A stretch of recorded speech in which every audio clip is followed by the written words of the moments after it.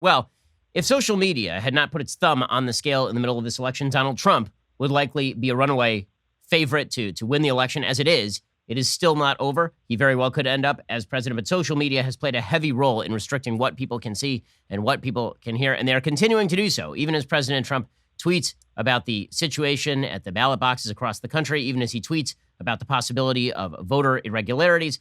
He is being censored. It's not just Trump. Right? Our own Matt Walsh here at the Daily Wire, host of the Matt Walsh Show, he had the temerity to tweet something out that was then censored by Twitter. It happened to be correct. Matt, thanks so much for joining the show.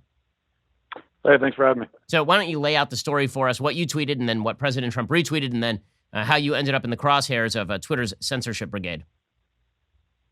Yeah, there was someone tweeted there had been reports about large amounts of ballots that sort of appeared, and all were going for Joe Biden and none for Donald Trump. It was like 100,000 plus ballots or something like that.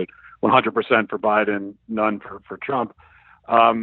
This was tweeted. I retweeted it and added my comment that this is concerning. We need to look into this and be concerned about this. And then Trump retweeted it as well. And next thing you know, they censor my tweet, which means it's still there, but it means you have to take a couple steps to get to it. And they have all these kinds of warnings and red flags. Look out, it might be misinformation. Now, I'm not sure how an opinion can be misinformation. I have never quite understood this from Twitter. If I'm giving my opinion, what am I misinforming people of my opinion? Because that's what it was. And then it turns out that, yeah, there was a now it turns out this was not an example of fraud supposedly, but this was an example of a mistake that was made. Decimal point was put in the wrong place or something. That's what they're telling us. Well, the point is there something concerning did happen. There was something weird that happened. And on Twitter, on social media, we were talking about it. People were reporting it. And we should be able to do that, especially during an election when people want to know what's happening and everything's delayed. So, but Twitter is playing the role of kind of editor in chief and saying these are not opinions that we want expressed on our platform. And I don't think they should be able to do that. Yeah, it is pretty amazing how social media have really cracked down on all of this. The reports in the last few minutes. There's a group on Facebook called Stop the Steal. And the basic idea is that you are going to monitor election fraud. There are hundreds of thousands of members, people who are attempting to presumably weigh in to stop election fraud. And apparently this is bad, so Facebook simply shut it down.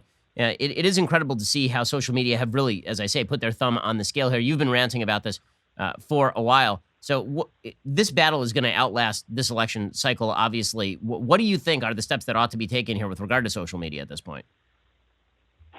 Well, I think I'm always skeptical. I'm like one of those conservatives. I'm always skeptical about getting government involved and that sort of thing. But I think we're at a point where the easy answer, the usual conservative answer of, well, let the free market take care of it.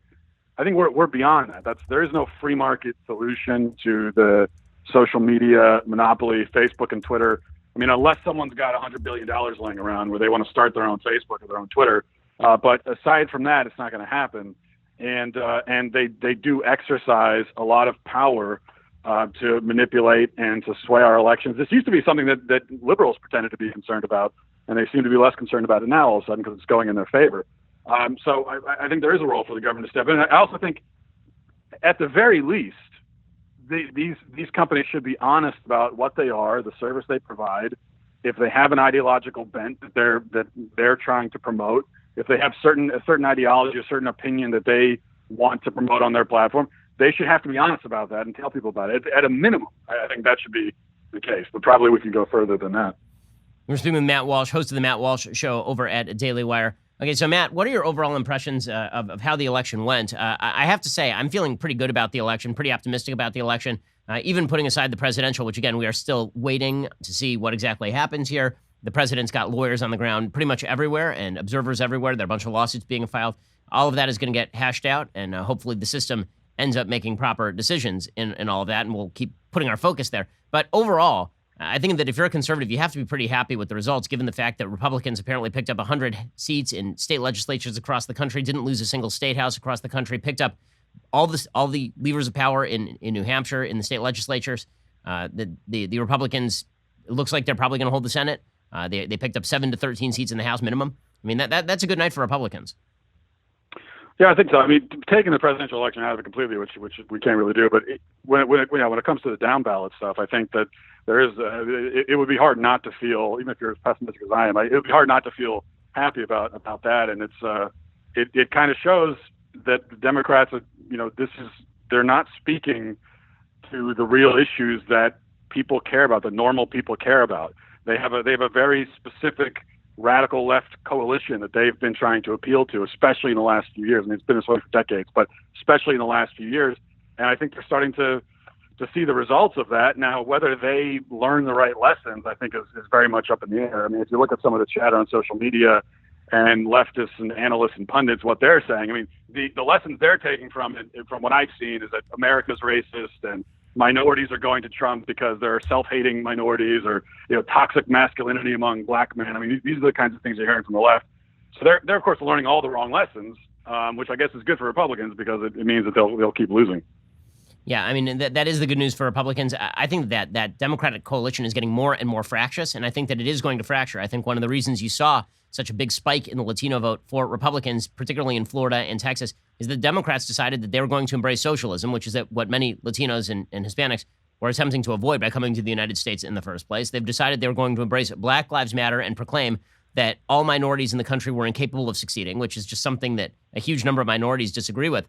There's also this misimpression in liberal white circles that what black people really want to hear is that riots and looting are good, which is such a bizarre idea. The people who suffer most in those situations are law-abiding black folks, which is most black Americans.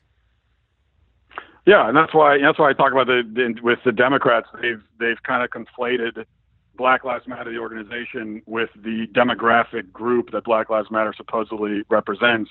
But that's not the same thing. And if you look at what Black Lives Matter actually believes in, of course, they've scrubbed their website recently to make themselves a little bit more appealing to the general public. But up until that, if you looked at the kinds of things they talk about, they're trying to defeat heteronormative thinking and dismantle the nuclear family, and they're very focused on things like trans rights. I mean, really, Black Lives Matter is, more than anything, it seems to mainly be focused on gay rights. It's really more of like a gay rights organization. At least if you look at the issues that they talk about on their own website.